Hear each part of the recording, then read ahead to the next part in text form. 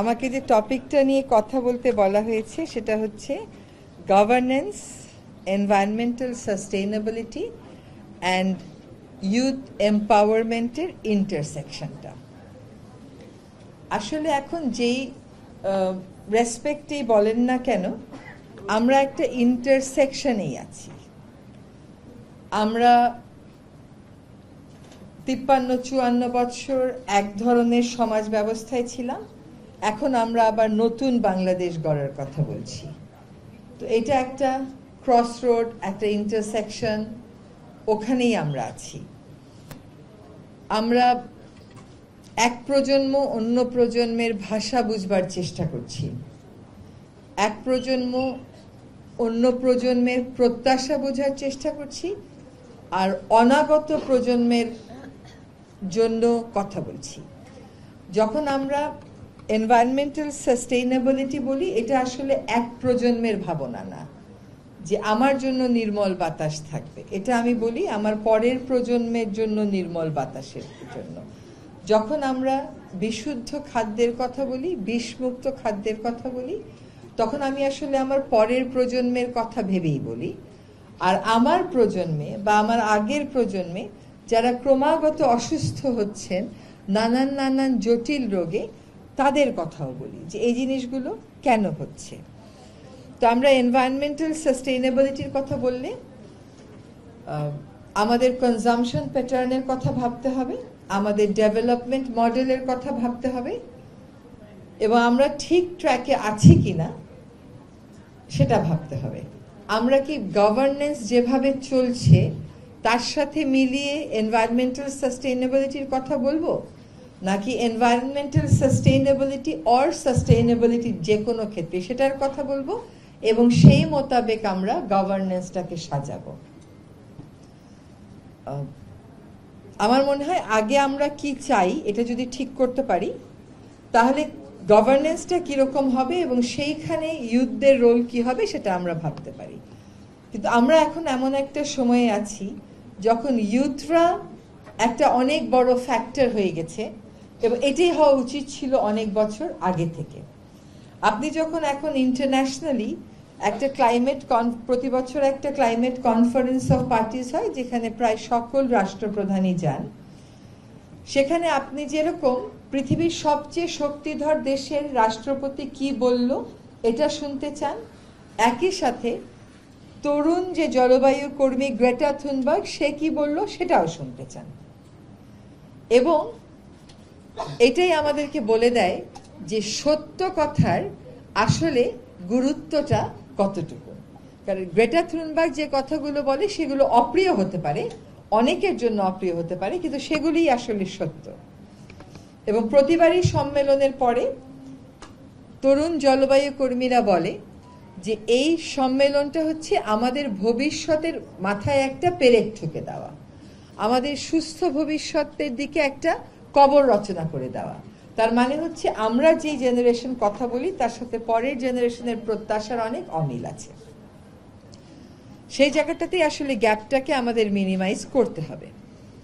আমরা বাংলাদেশে এখন একটা সরকার ব্যবস্থার মধ্যে আছি যেটা টেম্পোরারি, কিন্তু এইখানে কিন্তু প্রথমবারের মতন 3 জন আন্দোলন করা তরুণ সরকারের অংশ হয়েছে।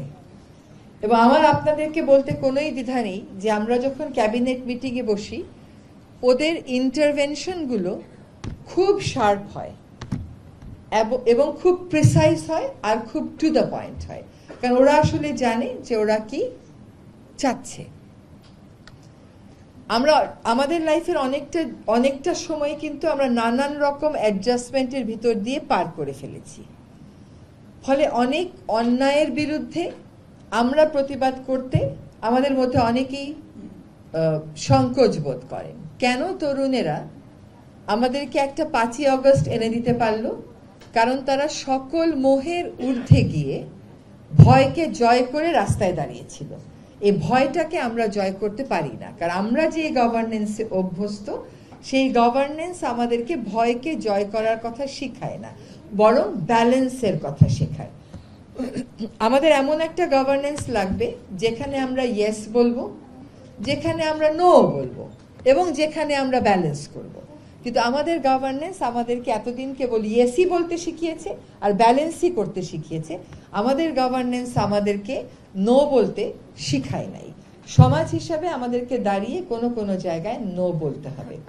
আজকে একজন বিশিষ্ট রাষ্ট্রদূতের স্মরণে এখানে এসেছি, ওনার সাথে আমার ব্যক্তিগত পরিচয় ছিল না, কিন্তু একজন মানুষ চলে যাওয়ার পরেও যখন তার সম্মানে হল ভর্তি মানুষ হয় তখন বুঝতে হবে যে তিনি ভিন্ন কিছু রকমের কিছু ছিলেন। কারণ অনেক বড় বড় নেতাকেও দেখেছি তাদের মৃত্যুবার্ষিকীতে বা তাদের স্মরণের দিনে হলে মানুষ পাওয়া যায় না। তো তার প্রতি সম্মান রেখে একটা কথা বলছি, life is not about diplomacy.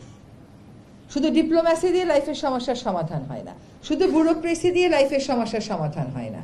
জীবনে এমন একটা গভর্নেন্স দরকার যেখানে আপনার কোন কোন নেতাগুলোর কথা মনে হয় বলেন, আপনার কোন কোন নেতাকে আপনি বিশ্ব নেতা কি বলেন। আপনি বললে নেলসন ম্যান্ডেলার কথা বলবেন, তিনি এক সময় দাঁড়িয়েছিলেন এবং নো বলেছিলেন, পরবর্তী সময়ে তিনি সামঞ্জস্য করেছিলেন, তিনি রিকনসিলিয়েশনের কথা বলেছিলেন, তিনি জাস্টিসের কথাও বলেছিলেন।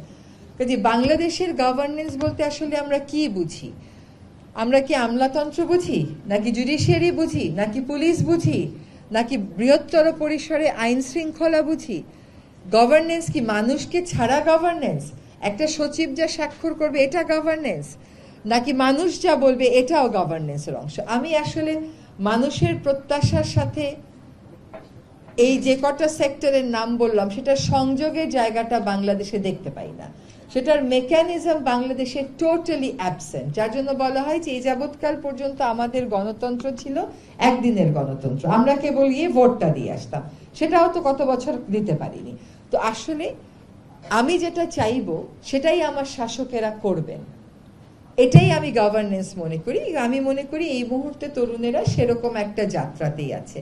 অবশ্যই প্রারম্ভিক যাত্রা ঝঞ্ঝাপূর্ণ হবে, অবশ্যই নিজেদের মধ্যে তর্কাতর্কি হবে, মতবিরোধ হবে, অবশ্যই সকলে সঠিক পথে পরিচালিত হবেন না, কিন্তু তারপরে যাত্রায় একটা জায়গায় গিয়ে আমরা থিতু হব এবং সেখান থেকে আসল যাত্রাটা শুরু হবে।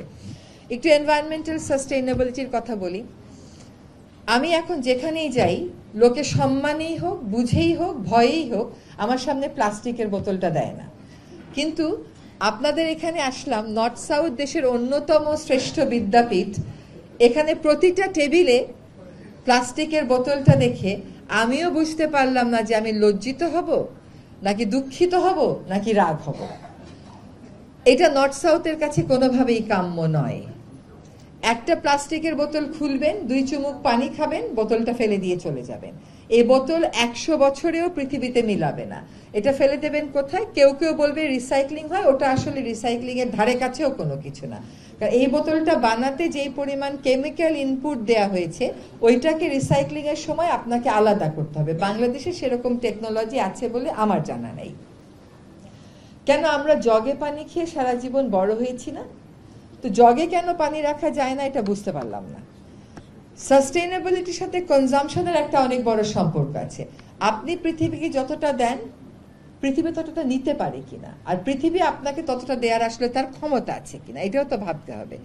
আমাদের আজকে যদি এখানে আমরা 11 জন আছি, 11টা গ্লাস থাকতো আর 2টা পানির বোতল থাকতো, যথেষ্ট হতো। যার যেটুকুন পানির দরকার সে ঢেলে খেত। তো সাস্টেইনেবিলিটির আরেকটা উদাহরণ দিই। এখন হচ্ছে বেলা 1:42, এই সময়ে খটখটা রোদ, তার মধ্যে আমরা এতগুলো আলো জেলে এসি ছেড়ে বসে আছি। আমার যদি বিল্ডিংটা ঠিক মতন প্ল্যান করা হতো, আমাকে এতগুলো বাতি জ্বালাতে হতো না। এটা সবখানেই বলি, এটা আমার ঘরেও আমি বলি। আমি সেক্রেটারিয়েটে কাজ করি এবং সেক্রেটারিয়েটে বিশ্বাস করেন 6 মাসে আমাকে 3 বার অ্যান্টিবায়োটিকের কোর্স নিতে হয়েছে, কারণ ওখানে মুক্ত বাতাস ঢোকার কোনো উপায় নাই। আপনি চাইলেও জানালা খুলে দিয়ে মুক্ত বাতাস ঢোকাতে পারবেন না, ওইভাবেই বানানো হয়েছে। তাহলে ওখানে air conditioner is a must, এবং আমি এয়ার কন্ডিশনার নিতে পারি না, কারণ আমি নিজের কাজের কারণেই হোক, যে কারণেই হোক, এয়ার কন্ডিশনটা অ্যাভয়েড করেছিল। এখন দেখেন আমাদের ভেন্টিলেশন সিস্টেম ঠিক করব না, আমরা বাতি জ্বালিয়েই চলবো।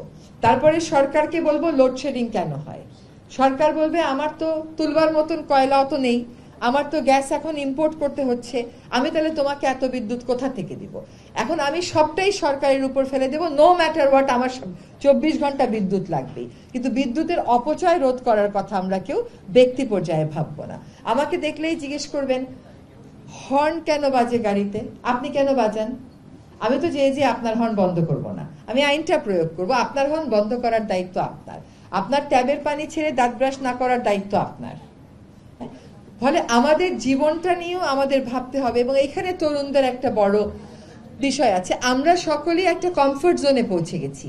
আমাদের একটা ঢাকাতে বাসা লাগবে, 2টা গাড়ি লাগবে, এসি লাগবে, কিন্তু আসলে ঢাকা তো এত মানুষকে জায়গা দিতে পারবে না। আমাদের ডিসেন্ট্রালাইজেশনের কথা আসবে এবং সেখানেও গভর্নেন্সের কথা আসবে। আমাদের নতুন মানুষের বক্তব্য শুনতে হবে, সেখানেও আমাদের এম্পাওয়ারমেন্টের কথা আসবে। ফলে আমি যদি সাস্টেইনেবিলিটির কথা ভাবি, আমি মনে করি আমার একমাত্র আসার জায়গা হচ্ছে আজকের তরুণেরা। আমরা যখন ছোট ছিলাম, বা আপনারাও যখন ছোট ছিলেন, আজকে যারা এখানে মাত্র ইউনিভার্সিটি পাশ করেছেন, আপনারা প্রত্যেকে স্কুলে একটা ফ্লাস্ক নিয়ে যেতেন না পানির? এখন একটা ফ্লাস্ক ক্যারি করতে সমস্যা কোথায়? আপনি আপনার বাসার থেকে নিরাপদ পানিটা একটা ফ্লাস্কে ক্যারি করতে, আমাদের প্রজন্মের যারা আছেন, বয়োজ্যেষ্ঠ যারা আছেন, গাড়িতে একটা ফ্লাস্ক ক্যারি করতে সমস্যা কোথায়? হাজারে হাজারে বোতল ছড়িয়ে ছিটিয়ে না দিয়ে এবং নদীতে ফেলে না দিয়ে তারপরে আবার আমাকে বলবেন বুড়িগঙ্গা পরিষ্কার করে দাও। আর বুড়িগঙ্গা পরিষ্কার করতে আমার 5 থেকে 7 ফিট তো পলিথিনের শপিং ব্যাগ তুলতে হবে। আচ্ছা, না সেটাও তুললাম, তারপরে তুলে রাখবো কোথায়? এটাও সরকারকে খুঁজে বাইর করতে হবে, সেখানেও আমাদের কারো কোনো দায়িত্ব নেই। যখন আমরা গভর্নেন্সের কথা বলি, সাস্টেইনেবিলিটির কথা বলি, আমরা আসলে কতটুকুন কনজিউম করি, কতটুকুন কনজাম্পশন করা জরুরি, এটা আমাদের বুঝতে হবে। একদম বৈরাগ্য সাধনে মুক্তির কথা বলা হচ্ছে না, কিন্তু অপচয়টা যাতে আমরা কমিয়ে আনতে পারি সেটার কথা বলা হচ্ছে। আপনারা অনেকেই লন্ডনে গেছেন, সবাই কি লন্ডনে থাকে? লন্ডনের আশেপাশে এলাকা থেকে নারায়ণগঞ্জ, সাভার, এরকম যে ওদের সাবার্ব আছে, সেখান থেকে এসে অফিস করে চলে যায়। আমরা তো সেটা মানতে রাজি না। আমরা খালি বলবো কৃষি জমি বাঁচাও, জলাশয় বাঁচাও, আবার রাজুককে বলবো আমাকে একটা করে প্লট দাও। তাহলে রাজুক জলাশয়ও বাঁচাবে, কৃষি জমিও বাঁচাবে, আপনাকে প্লটও দিবে, এত কিছু তো সম্ভব হবে না। সেখানেই আমাদেরকে জানতে হবে যে আমাদের ডেভেলপমেন্টের ভিশনটা কি। ডেভেলপমেন্টের ভিশনটা হবে সিঙ্গাপুর, আর সব ময়লাগুলো রাস্তায় ফালাবেন আর সিঙ্গাপুর হবেন, এটাও কিন্তু হবে না। হ্যাঁ, সিঙ্গাপুরের লোকের শাসক যখন আইন প্রয়োগ করে, তখন ওই প্রজারা শাসকের কথা শুনে ওটা মেনে নেয়, আর আমাদের এখানে অভিযান করতে গেলে উল্টা মার খেয়ে ফেরত আসা লাগে। হ্যাঁ, বিকজ ওভার দ্য ইয়ার্স আমরা গভর্নেন্সকে এভাবে উইক করে দিয়েছি। সো প্রথম কথা হচ্ছে যে আপনার নিজের দর্শনটা সঠিক কিনা, এটা সাস্টেইনেবল কিনা, এটা বুঝতে হবে। তারপরে সমাজের দর্শনের ব্যাপার। এখন শুধুমাত্র লোকে যা বলে আমি তা শুনবো, এটা নেতৃত্ব না। আমি যেটাকে সঠিক মনে করি, লোককে সেটা বোঝানো আমার দায়িত্ব, এটাও নেতৃত্ব। কাজে এখানে আমরা যোগাযোগের প্রয়োজন দেখি। আমি মনে করি যে ইউথদের একটা অনেক বড় ভূমিকা আছে। তারা যা করে দেখিয়েছে তা আসলে এক ধরনের অসম্ভব ছিল। হ্যাঁ, আমরা এটা ভাবতেও পারিনি যে এমন কিছু হবে। আজকে যখন নতুন করে দেশ গড়ার কথা এসছে, আমরা যেন সত্যিকার অর্থেই একটা সাস্টেইনেবল এনভায়রনমেন্টকে মাথায় রেখে দেশ গড়ি। আমরা প্রকৃতিকে মাঝখানে রেখে তারপরে উন্নয়নটা করি। আমরা গায়ের জোরে উন্নয়নটাকে মাঝখানে দিয়ে প্রকৃতিকে সাজাতে চাই, সেটা আসলে কোনোভাবেই সম্ভব হবে না। আর গভর্নেন্স যখন বলবো, লেট আস বি ইনক্লুসিভ। হ্যাঁ, সকলের কথা শুনে আমরা যেন আমাদের দর্শনটা ঠিক করি। জাতি হিসেবে যখন একটা দর্শন ঠিক হয়ে যাবে উন্নয়নের, তখন সাস্টেইনেবিলিটি আসলে খুব একটা দূরের বিষয় থাকবে না। আর আমাদের কর্তব্য এটা হচ্ছে আমাদের পরের প্রজন্মের কথা ভাবা, তাদের কথা শোনা, এবং তাদের স্বার্থ যদি রক্ষা করি তাহলে গভর্নেন্সও ঠিক হয়ে আসবে, এনভায়রনমেন্টাল সাস্টেইনেবিলিটিও একটা চ্যালেঞ্জিং এজেন্ডা থাকবে না। ধন্যবাদ সকলকে।